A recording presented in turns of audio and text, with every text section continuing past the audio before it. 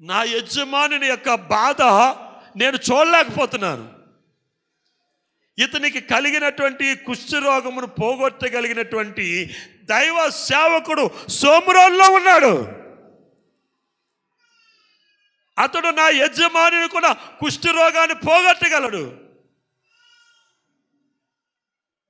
ప్రియమైనటువంటి వాళ్ళ ఆ యవనస్తురాలు దైవ సేవకుని యొక్క ప్రతిష్టత కలిగినటువంటి వ్యక్తి. దేవుని సేవకుని గూర్చి చెప్తుందండి. ఎవరి గురించి చెప్తుంది? దేవుని సేవకుని గూర్చి. నువ్వు ఎప్పుడైనా నీ సేవకుని గూర్చి నువ్వు చెప్పావా? నీ సేవకుని గూర్చి ఎక్కడైనా నువ్వు మాట్లాడావా?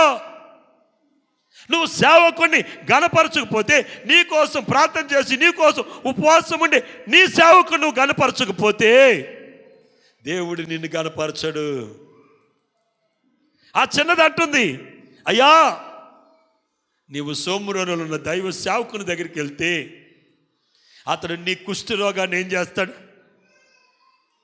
దేవునికి స్తోత్రం, హల్లెలూయా.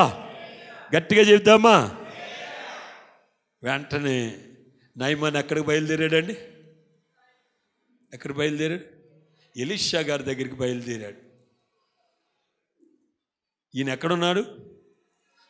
సోమ్రోను పట్టణంలో ఉన్నాడు. యొర్దాను నది తీరమున తన గుడారమును వేసుకొని దేవుని పరిచర్య చేస్తున్నాడు. తన యొద్దకు వచ్చి వారందరి కొరకు ప్రార్థన చేస్తున్నాడు. అనేకుల శిష్యులను తయారు చేసి లోకములోనికి సువార్త ప్రకటించడానికి పంపిస్తూ ఉన్నాడు. నయమాను సోమ్రోనులో ఉన్న దైవ సేవకుడైనటువంటి ఎలీషా గారి దగ్గరికి వచ్చేసాడు. ఆ చిన్నది చెప్పింది ఎవరితోటి? అమ్మతో చెప్పింది, అమ్మా నా యజమానుడు సోమ్రోనులో దైవ సేవకుని దగ్గర ఉంటే నా యజమానుడు కూడా కుష్ఠరోగం పోదు. అతడు తొలగించగలడు. అతడు దైవాత్మ కలిగినటువంటి దేవుని సేవకుడు, దైవికమైన పిలుపు కలిగిన సేవకుడు, దైవ ప్రత్యక్షత కలిగిన సేవకుడు. ఆ సేవకుని దగ్గర ఉంటే నా యజమాని కూడా కుష్ఠరోగం పోద్ది. ఆ చిన్నదాని యొక్క మాటలు అటండి నయమానికి ఇష్టమై చాలా నేను చెప్పిన వాక్యాన్ని చదవండి. 44వ వచనాన్ని చదవండి. పేతురు ఈ మాటలు ఇంకా చెప్పుచుండగా అతని బోధ విన్నవారి మీదకి పరిశుద్ధాత్మ దిగెను. దేవునికి స్తోత్రం. గట్టిగా తబలు కొట్టి దేవుని మహిమపరుద్దాం. గట్టిగా తబలు కొట్టి దేవుని మహిమపరుద్దాం. దైవజనుడు అపోస్తలుడు, దేవుని చేత పిలువబడి దైవ ప్రత్యక్షత కలిగిన దైవ దాసుడు అక్కడ ఏం బోధిస్తున్నాడటండి? ఏం బోధిస్తున్నాడు చెప్పండి? ఏం బోధిస్తున్నాడు? మాట్లాడరేటమ్మా. ఏం బోధిస్తున్నాడు? సువార్తను బోధిస్తున్నాడు. ఏం చెప్తున్నాడు? సువార్తను బోధిస్తుండగానటండి అక్కడ ఇంట్లోనటండి వినుచున్న వాళ్ళ రక్త సంబంధులు, తోబుట్టువులు, ఆ ఇంటి వారు, స్నేహితులు అనేక మంది అటండి అక్కడ కూడుకుని ఉన్నారట. వాళ్ళు పిలుచుకున్నారట. ఏమని? మా ఇంటికి దేవుని దాసులు వస్తున్నారు, మీరు రండి అని. మీ ఇంటికాడ ప్రార్థన ఎట్టుకున్నారనుకోండి, పక్క వాళ్ళు కూడా చెప్పరండి. చెప్పుకోకుండా ఓ మాట అంటారు, పాస్టర్ గారు మా ఇంటికి తక్కువ మందిని మీరు తీసుకొచ్చారండి. ఇంకొక అమ్మాయిని అమ్మ ఎందుకు రాలేదని అడిగితే అమ్మ అంటది, వాళ్ళు మా ఇంటికి రాలేదని మేము వాళ్ళ ఇంటికి వెళ్ళాలి. ఇయే కదా మీ దగ్గర ఉండే సమాధానం? ఈయన నేను చెప్పిన కరెక్ట్ చెప్తున్నానా? ఈ అమ్మేమో ఇంటి పక్క వాళ్ళు కూడా పిలవదు. ఈ అమ్మేమో ఇంకో కోటానికి రాదు. ఇంకొక అమ్మ ఉంది, అక్కడ రమ్మంటే మా ఇంటికి ఆవిడ రాలేదు కాబట్టి నేను ఆ ఇంటికి రానన్నట్టు. దేవుని కార్యాలు మీ జీవితాలు ఎలా జరుగుతాయి? దైవికమైన కార్యాలు మీరు ఎలా చూడగలుగుతారు? నువ్వు మందిరానికి రావట్లేదు కదని దేవుణ్ణి ఇంటికి రానంటే ఏమవుతుంది పరిస్థితి చెప్పండి? ఆయన ఏమంటున్నాడు? మీరు నా యొద్దకు వస్తే నేను మీ యొద్దకు వస్తాను. ఈ వారం నువ్వు రాలేదు, రేపు నీ ఇంట్లో కష్టం వచ్చింది, మీరు ఫోన్ చేశారు, నేను ప్రార్థన చేస్తున్నాను, దేవుడు అయ్యో వాళ్ళ నా దగ్గరికి రాలేదు కదా, చైనా అని అంటలేదు కదా, అన్నాడా? ఏమండి? ఎందుకంటే దేవుడు మనల్ని ప్రేమిస్తున్నాడు. మన దగ్గర కూడా అదే ఎక్స్పెక్ట్ చేస్తున్నాడు ఆయన. ఆయన ఏదైతే చేస్తున్నాడో దాన్ని మన నుంచి కూడా ఆయన ఎక్స్పెక్ట్ చేస్తున్నాడు. తప్పంటారా? చెప్పండి అమ్మా, తప్పంటారా? అదే ఎక్స్పెక్ట్ చేస్తున్నాడు. నేను ప్రేమిస్తున్నాను కనుక వాళ్ళు నన్ను ప్రేమించాలి. నేను వాళ్ళ కొరకు నేను ప్రాణం పెట్టాను కాబట్టి నన్ను ప్రాణం పెట్టినంతగా నన్ను ప్రేమించాలి వాళ్ళు. దేవునికి స్తోత్రం. హల్లెలూయా, హల్లెలూయా, హల్లెలూయా. ఆయన పెట్టిన ప్రాణాన్ని ప్రేమిస్తున్నాం కానీ ఆయనను ప్రేమించట్లేదండి. మనలో ఆయన ఏముంచాడు? ఆయన ప్రాణాన్ని ఉంచాడు. ఆ ప్రాణాన్ని మనం ప్రేమిస్తున్నాం. ప్రాణం ఎక్కువ, ప్రాణం ఇచ్చిన వాడు ఎక్కువ? ఎవరు ఎక్కువ చెప్పండి? ఎవరు ఎక్కువ? మాట్లాడట్లేదు, గట్టిగా చెప్పండి. యేసుని మనం ప్రేమించాలి. ఆయన పాటలు పాడి ఆ కృప అనుగ్రహిస్తాడు. దేవునికి స్తోత్రం. హల్లెలూయా, హల్లెలూయా. రెండు చేతులు పైకెత్తి గట్టిగా దేవునికి స్తోత్రం చెప్పండి. సంతోషంతో చెప్పండి. అంతేగాని మనము 10:30కి 11ంటికి మన దేవుని మందిరానికి వస్తే నేను లోపలికి రాని వచ్చేమో కానీ దేవుడు తన హృదయంలో నీకు చోటేవాడు. ఆయన హృదయంలో మనకు చోటు లేనప్పుడు మనం బ్రతికితే ఏంటి, చస్తే ఏంటి? అంతేనా? అంతేనా చెప్పండి. యేసయ్య లేని బ్రతుకు ఒక బ్రతికే కాదండి. యేసయ్య లేని జీవితం జీవితమే కాదండి. ఎన్ని ఉన్నా సరే యేసయ్య నీ జీవితం లేకపోతే అది అంతా కూడా వ్యర్థమే. అదంతా వ్యర్థమే. మేడలు ఉండొచ్చు, మిద్దెలు ఉండొచ్చు, పనివారు ఉండొచ్చు, ఏసీ రూములు ఉండొచ్చు, ఇవన్నీ నీకున్నా సరే యేసయ్య లేని బ్రతుకు చీకటి బ్రతికి. యేసయ్య లేని బ్రతుకు అగాధంలో ఉన్నట్టే. ఇక్కడ దైవజనుడైన పేతురు ఏం చేస్తున్నాడు తెలుసండి? దేవుని యొక్క వాక్యము బోధిస్తుంటే ఆ బోధ వినుచున్న వారందరి మీదకి ఏం దిగొచ్చేసిందట? ఏం దిగొచ్చేసిందట? ఏం దిగొచ్చేసిందట? చెప్పాలి గట్టిగా. పరిశుద్ధాత్ముడు దిగి వచ్చాడంట. గట్టిగా దెబ్బలు కూడా దేవుని మహిమపడతాం.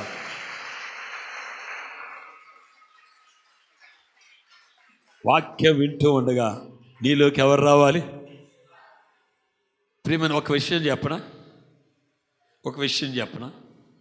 దేవుని యొక్క వాక్యం ఏమని చెప్తుందంటే, నమ్మి బాప్తిస్మము పొందినవాడు రక్షింపబడతాడు. అపోస్తలుడైన పేతురు సువార్తను ప్రకటిస్తూ అతడు అంటున్నాడు, మీరు పాప క్షమార్పణ నిమిత్తము మారు మనసు పొంది యేసుక్రీస్తు నామములో మీరు బాప్తిసం పొందండి, అప్పుడు పరిశుద్ధాత్మనే వరమును దేవుడు మీకు అనుగ్రహిస్తాడు. ఇప్పుడు వీళ్ళకి ఏం లేదు, బాప్తిసం లేదండి. వీళ్ళకి బాప్తిసం లేదు, మారు మనసు అనుభవం లేదు. కానీ వీరి మీదకి ఏమొచ్చేసిందండి? పరిశుద్ధాత్ముడు దిగి వచ్చేసాడు. దేవునికి స్తోత్రం. హల్లెలూయా. ఎందుకు దిగి వచ్చాడు తెలుసండి?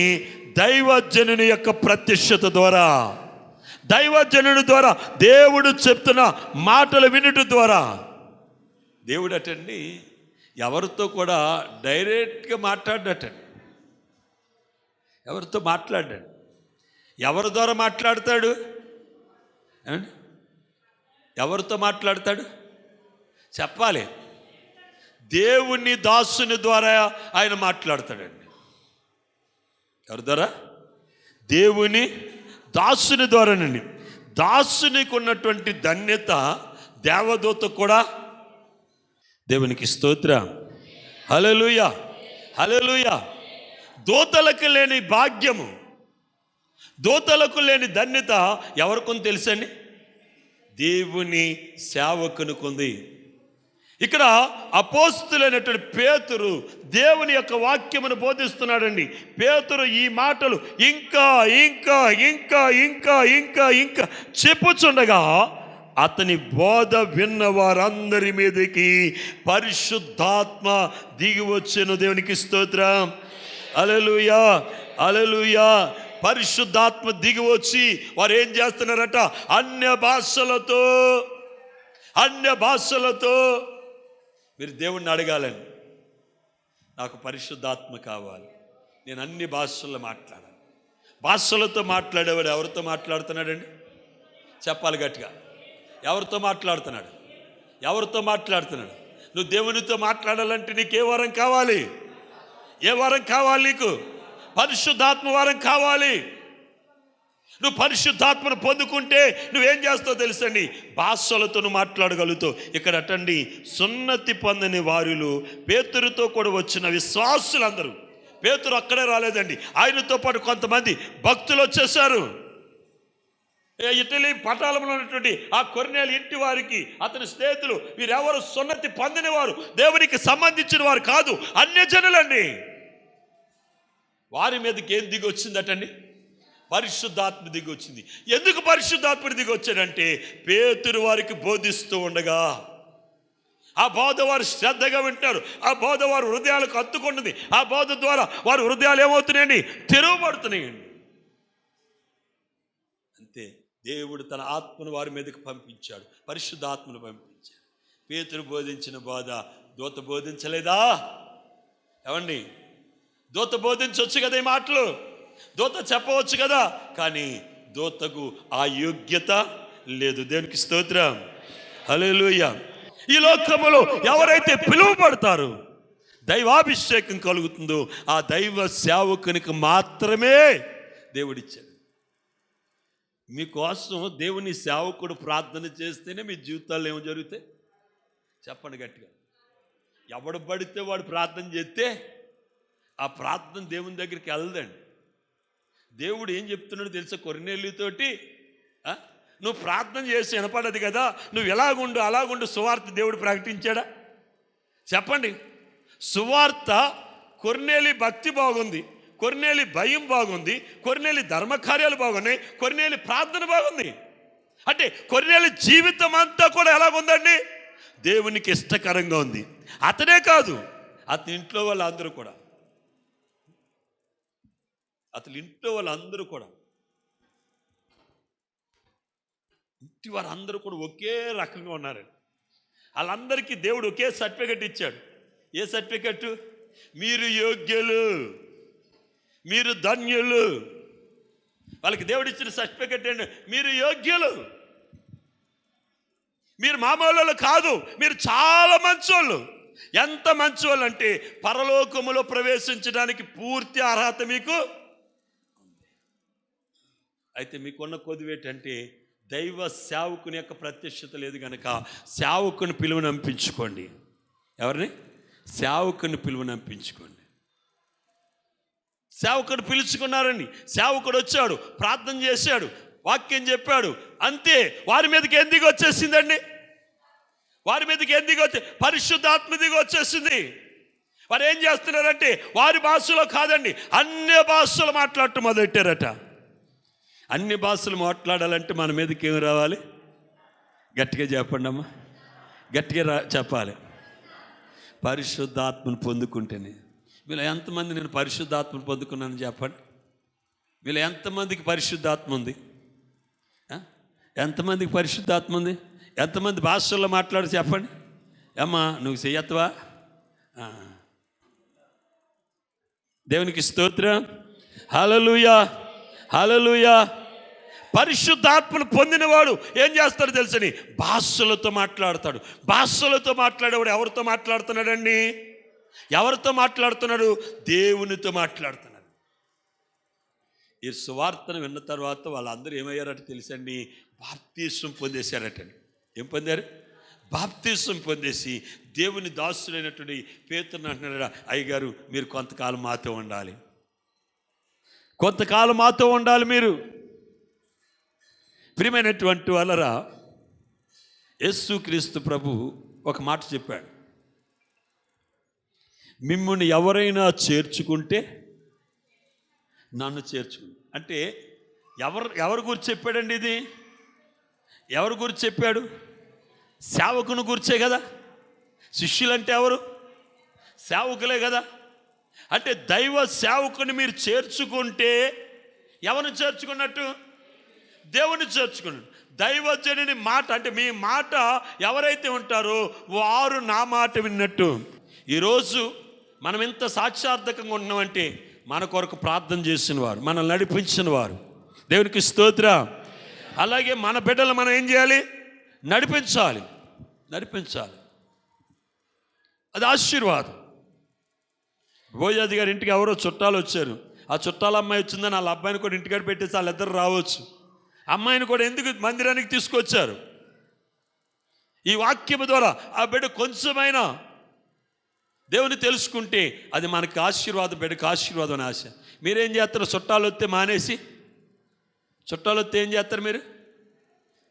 అమ్మ ఝాన్సీ గారు ఎందుకు రాలేదంటే మా నాయన వచ్చాడండి, మా అమ్మ వచ్చిందండి అంట. అలవాటు కాబట్టి అంటున్నానండి ఆవిడ. నాకు కొంచెం అలవాటు కదా. దేవునికి స్తోత్రం. హల్లెలూయా. ఈ సన్నిధిలో కొంతమంది ఉన్నారు, నన్ను పూర్తిగా వాళ్ళు తోబుట్టుగానే భావిస్తారు. ఎంత తోబుట్టుగా భావిస్తారంటే బయట వాళ్ళు కూడా మేము వేరు అనేది తెలియదండి అంతగా. నేను చాలామంది దాసులు వచ్చారు, వీళ్ళందరూ అన్నయ్య పిలుస్తుంటే వాళ్ళు అంటున్నారు మీ చెల్లెలండి అన్నారు, లేకపోతే వాళ్ళని అంటారు మీ అన్నయ్య గారు అని అడుగుతున్నారు. వాళ్ళని అనే రైట్స్ నాకు ఉంటాయి. అన్న వాళ్ళు సిగ్గుపడరు, మా అన్నయ్య కదా అన్నాడు అనుకుంటారు. అందుకే చెప్తున్నాను. దేవునికి స్తోత్రం. హల్లెలూయా. మీ ఇంటికి చుట్టాలు వచ్చారనుకో వాళ్ళని కూడా తీసుకుని వచ్చేయటమే మందిరానికి. లేదు మేము వచ్చేవారికి ఇంట్లో కూర్చోండి అని మన మందిరానికి. దేనికి మనం ప్రయారిటీ ఇవ్వాలి? దేవునికి ప్రయారిటీ ఇవ్వాలండి. ఇక్కడ కొర్నేలి ఇంటి వారు ఏం చేస్తున్నారో తెలుసండి? భక్తి చేస్తున్నారు. దైవికమైన భయముతో కొన్ని భక్తి చేస్తున్నారు. వారి ఇంటి వారందరూ ప్రార్థన చేస్తున్నారట. ఈ ప్రార్థన ఎక్కడికి వెళ్ళిపోయిందండి? దేవుని దగ్గరికి వెళ్ళిపోయింది. అక్కడ నుండి దూత వచ్చేసింది, చెప్పవలసిన అన్నీ చెప్పింది. దూత చెప్పిన మాట ప్రకారం దేవుని సేవకుని ఇంటికి పిలిపించుకున్నారు. బోధ జరిగింది. సేవకుడు వాక్యం బోధిస్తుంటే ఆ వాక్యాన్ని వారు స్వీకరిస్తూ ఉంటే పరిశుద్ధాత్ముడు వారి మీదకి వచ్చినప్పుడు వారు పరిశుద్ధాత్మ పొందుకొని అన్య భాషలతో వారు మాట్లాడుతున్నారా. 45, 46, 47 వచ్చిన వారు భాషలతో మాట్లాడుచు దేవుని గణపరచుచుండగా వినిరి. అందుకు పేతురు మనవలే పరిశుద్ధాత్మను పొందిన బాప్తిసము పొందకుండా నీళ్లను ఎవడైనను ఆటంకము చేయగలడా? వారి బాప్తిసము పొందవలని వారికి చెప్తున్నారు. మీరు పరిశుద్ధాత్మను పొందారు, మీరు బాప్తిసము పొందండి.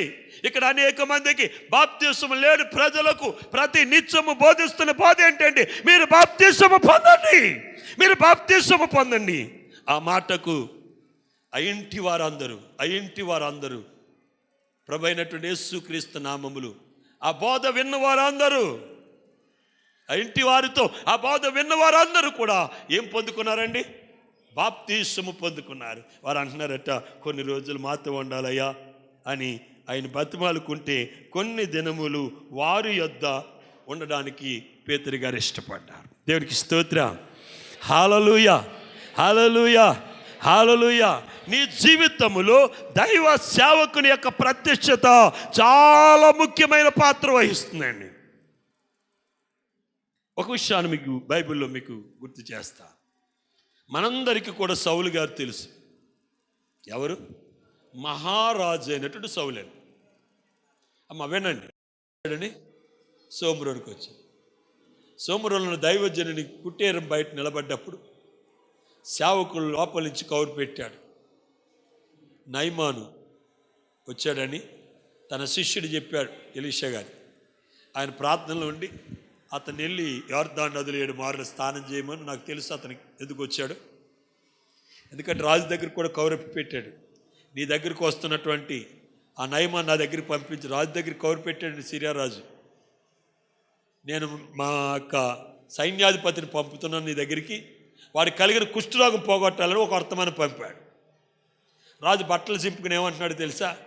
వీడికి కలిగిన కుష్ఠరోగం పోగొట్టడానికి నేనేమైనా దేవుణ్ణా అన్న. రాజు బట్టలు చింపుకున్న విషయము సోమరోలో దైవ సేవకుడికి తెలిసినప్పుడు దైవ సేవకుడు వర్తమానం పంపించడు, ఓ రాజా నువ్వు భయపడొద్దు, సిరియా దేశము నుండి వస్తున్న నయమానుని నా దగ్గరికి పంపించండి, నేను అతనికి కలిగిన కుష్ఠరోగాన్ని పోగొడతాను. 7 మార్లు మొలకమన్నప్పుడు నయమానికి ఆ మాట ఎలా కనిపించిందండి? చాలా అవమానంగా ఫీల్ అయ్యాడు. కొన్నిసార్లు దైవజనుని మాట మీకు ఎలాగుంటుందంటే అవమానంగా ఉంటుందండి. అయినా మీరు దైవజనుని మాట ఏం చేయాలి చెప్పండి అమ్మా. దైవజనుని మాట కొన్ని సందర్భాల్లో మీకు ఎలాగుంటుంది? అవమానంగా ఉంటుంది, తల తీసేసినట్టు ఉంటుంది. పాస్టర్ గారు ఎంత మాట అన్నారేంటి అని తల తీసేసినట్టు ఉంటుంది. కానీ లోబడాలి, అది మీకోసమే. ఇక్కడ నయమాన్ ఏం చేశాడంటే నువ్వేనేటి ఇంకెవరు లేరని వెనక్కి వెళ్ళిపోతున్నాడని. అప్పుడు అతనితో ఉన్న అతని సేవకుడు విన్నాడండి. అతని సేవకుడు ఆ చిన్నదటండి నయమాను యొక్క భార్యతో చెప్తప్పుడు విన్నదట, నా యజమానునికి కలిగిన కుష్ఠరోగాన్ని పోగొట్టగలిగిన దైవజనుడు సోమరోను పట్టణంలో ఉన్నాడు. అయ్యా, అతను మీ దగ్గర నుండి వెండి అయినా బంగారమైనా వస్త్రాలైనా ఏదైనా ఆశిస్తే మీరు ఇలాగ ఆశిస్తున్నట్టు అనొచ్చు, లేదా ఇచ్చేద్దరు. ఏమి ఆశించలేదు కదా. 7 మార్లు మొలగమన్నాడు. అంటే సేవకుని యొక్క ప్రత్యక్షత నయమానికి కలగలేదు, కానీ విన్నటువంటి అతని దాసునికి ఆ ప్రత్యక్షత కలిగింది. సేవకుని మీద గౌరవం, సేవకుని మాట మీద గౌరవం అతనికి కలిగింది.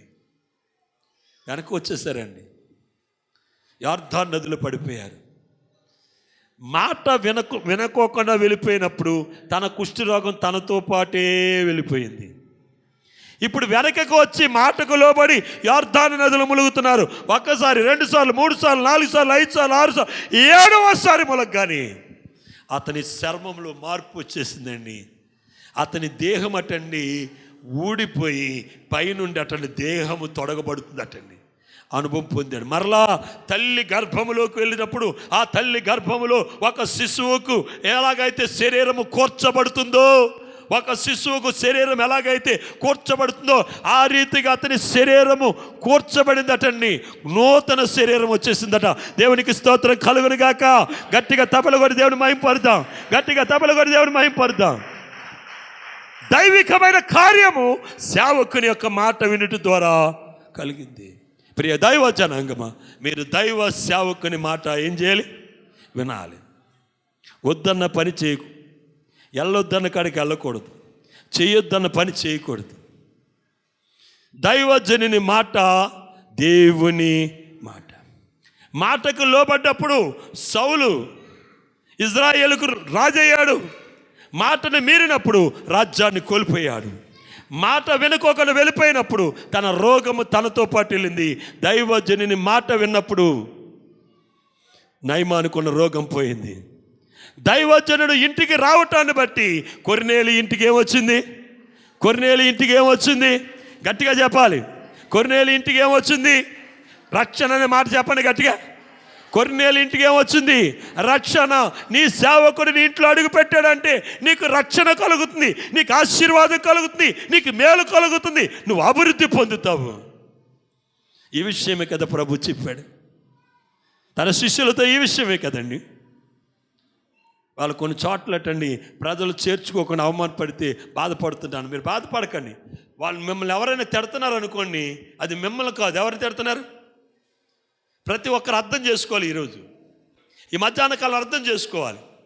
మీరు సేవకుని తిడుతున్నారంటే ఎవరిని తిడుతున్నారు? మీరు సేవకుని ద్వేషిస్తున్నారంటే ఎవరిని ద్వేషిస్తున్నారు? సేవకుని మాట మీరు వింటలేదంటే ఎవరి మాట వింటలేదు? ఎవరి మాట వింటలేదు? దేవుని మాట వింటలేదు. దేవుని మాట వింటలేదు. దేవునికి స్తోత్రం. హల్లెలూయా, హల్లెలూయా. సేవకుడు దేవుని ప్రతినిధి. దేవుడు నీ జీవితంలో కార్యం జరిగించాలంటే సేవకుడు ప్రార్థన చేయాలి. అవునా కాదు? చెప్పండి, చెప్పండి అమ్మా. కొర్నేలి కోసం దూత ప్రార్థన చేయలేదా? దేవుని దగ్గర నుంచి వచ్చింది కదండి దూత. దూతలు గొప్పయ్యా, మనం గొప్పలమా? చెప్పండి. దూతలు గొప్పయ్యా, మనం గొప్పలమా? చెప్పాలి. దూతలే గొప్ప. వాటికి యోగ్యత ఉంది. మన యోగ్యత లేని వారు. దేవుడు మనల్ని పిలుచుకొని మనల్ని ఎన్నుకొని ఏర్పాటు చేసుకొని అయోగ్యులమైన మనల్ని ఏం చేశాడంటే యోగ్యులుగా చేశాడండి. దైవజనుడు నీ ఇంట్లో అడుగు పెట్టాడంటే, దైవజనుడు నీ కుటుంబంలో ప్రార్థన చేశాడంటే అది నీ కుటుంబానికి ఏంటండి ఆశీర్వాదం. ఇప్పుడు దేవుడు తన దూతను పంపించి ఎవరిని పిలుచుకోమన్నాడండి? ఎవరిని పిలుచుకోమన్నాడు చెప్పండి, చెప్పాలి గట్టిగా. మీరు ఎవరిని పిలుచుకోవాలి? మీ ఇంటికి ఎవరిని పిలుచుకోవాలి చెప్పండి? దైవ సేవకుని మాటకు మీరు లోబడాలి. మీకోసం ప్రార్థన చేసేటువంటి అర్హత ఎవరికి ఉందండి? సేవకునికి మాత్రమే. కనుక ప్రియ దైవ జనాంగమా, మనం 2 విషయాలు మనం నేర్చుకున్నాం. ఒకటి, దైవజనుని మాట వింటే మన ఇంటికి రక్షణ కలుగుతుంది. మాట వినకపోతే మనము మన కుటుంబం ఏమవుతుంది? నాశనం అవుతాం. దయచేసి అందరూ లేచి నిలబడండి, ప్రార్థన చేసుకుందాం. పరిశుద్ధుడు అయిన తండ్రి, నువ్వు నాతో మాట్లాడవయ్యా, మాతో మాట్లాడు. ఎంతో తేటగా నువ్వు మాట్లాడవయ్యా. మాట్లాడింది మనుష్యుడు కాదయ్యా, యేసయ్యా నువ్వే మాట్లాడవు. నైనా ఈ మధ్యాహ్న కాలంలో నీ సన్నిధిలో మేము నిన్ను అడుగుతున్నాం ప్రభా. నీ దాసుని మాటలు మేము విన్నాం ప్రభా. నీ దాసుని నోటి నుంచి వచ్చే మాటలు మేము విన్నాం ప్రభా. అలనాడు కొర్నేలి ఇంట్లో పేతురు మాట్లాడుతూ ఉండగా పేతురు సువార్తను బోధిస్తూ ఉండగా ఓ పరిశుద్ధాత్మ ఎలాగైతే దిగొచ్చిందో, యేసయ్య మా మీదకి నీ ఆత్మను పంపించండి. నీ అభిషేకం నాకు కావాలయ్యా, నీ ఆత్మాభిషేకం నాకు కావాలయ్యా. ఎందుకంటే ఆనాడునైనా ఆత్మను పొందటం ద్వారా వారు అన్య భాషలలో మాట్లాడారు. ఆయన అన్య భాషలని స్తుతించారు. నేను అన్య భాషలలో నీతో మాట్లాడారు ప్రభా. నా తండ్రి, నేను పరిశుద్ధాత్మ నాకు దయచేయండి. నోరు తెరిచి అడగండి ప్రతి ఒక్కరు. నాయన నీ దాసుని మాటకు నేను లోబడతానయ్యా. విత్తబడిన వాక్యం, ఆ వాక్యం నాలో నింపబడి ఒక మంచి నేలను పడ్డటువంటి విత్తనం, ఏ రీతిగా అయితే అది 30 దంతులు 60 దంతులు 100 అంతలుగా ఫలించింది, అలా మాలో ఫలింపజేసి ఈ పరిశుద్ధాత్మ శక్తితో మేము నింపబడటానికి సహాయం చేయండి. పాస్టర్ గారు వచ్చి ప్రార్థన చేస్తారు. అందరూ ఏకీభవించిన వాక్యము మనలో ఫలించినట్లుగా పాస్టర్ గారు ప్రార్థన చేస్తారు. ప్రతి ఒక్కరు ప్రభు వైపు చూడండి. మీ 2 చేతులు ఆకాశం దడిచాదు, మీ తలను పైకి ఎత్తండి. దేవా నాతో మాట్లాడవయ్యా, నీ దాసులను నాతో మాట్లాడవయ్యా. నాయన మమ్మల్ని దర్శించవయ్యా. నీ దాసుడు మాట్లాడుతుండగా నాయన నన్ను దర్శించో, నాతో మాట్లాడవు ప్రభు. నాయన సర్వోన్నతుడా, నీకు అనేక వందనాలు, స్తుతులు, స్తోత్రాలు ప్రభా. ఉదయ కాలం నుంచి ప్రభా నీ సన్నిధిలో ప్రభా నీ కీర్తన నీ వాక్యం ద్వారా మాతో మాట్లాడి ఉన్నారు ప్రభా. నీ వాక్యములు మేము ఫలించాలి ప్రభా. నీ వాక్యానుసారంగా జీవించే బిడ్డలుగా మమ్మల్ని లోబెట్టుకోండి ప్రభా. నీకు లోబడే మనసును మాకు ఇవ్వండి ప్రభా. నీ అందు విశ్వాసం కలిగి జీవించే బిడ్డలుగా మమ్మల్ని లోబెట్టుకోండి ప్రభా. మా కొరకు మాట్లాడుచున్నావు కదా ప్రభా. నీకు లోపడిన జనాంగాలకి నాయన శ్రమ అన్నావు కదా ప్రభా. అటువంటి శ్రమ కానీ ఉగ్రత కానీ మాలో లేకుండా ప్రభా నీ అందు విశ్వాసం కలిగి జీవించే బిడ్డలుగా నీ వాక్యంలో బలపడేటట్లు మాకు మీరు సహాయం చేయండి ప్రభా. మమ్మల్ని బలపరచండి, స్థిరమైన మనసును మాకు దయచేయండి ప్రభా. మా బిడ్డలు కుటుంబం అంతా నీ సన్నిధిలో గడిపే భాగ్యాన్ని ప్రతి కుటుంబాన్ని ఆశీర్వదించండి ప్రభా. భర్త రాక భార్య, భార్య రాక భర్త ఉన్నారేమో ప్రభా. అట్టి కుటుంబాన్ని మీరు రక్షించుకోండి. నీ రక్షణలోనికి బిడ్డలను అనిపించండి. ప్రతి కుటుంబం నీ సన్నిధిలో గడపాలి ప్రభా. ప్రతి మోకాలిని నామమున వంగాలి, ప్రతి నాలిక నిన్ను స్తుతించే భాగ్యం బిడ్డలకు మీరు దయచేయండి. మా సంఘ బిడ్డలందరినీ మీరు జ్ఞాపకం చేసుకుని ప్రతి కుటుంబాన్ని మీరు ఆశీర్వదించమని ప్రభా. ప్రతి కుటుంబాన్ని సన్నిధిలో గడిపే భాగ్యాన్ని ప్రతి కుటుంబానికి మీరు దయచేయండి ప్రభా. వాక్యంలో మేము ఇంకా బలపడేట్లు మీరు సహాయం చేయండి. ఈ దాసుని మీరు బలపరచండి. ఇంతలో ఆత్మశక్తి ఈ పరిచయలు ఇంకా బలంగా వాడబడడానికి మీరే సహాయం చేయమని ప్రభా. దీని రాలుగా చేసి వచ్చి రాని ప్రతిని పాసం చేసుకోమని యేసయ్య పరిశుద్ధ నామ పాదాలు బతిమాలి వేడుకుంటున్నాం పరమ తండ్రి.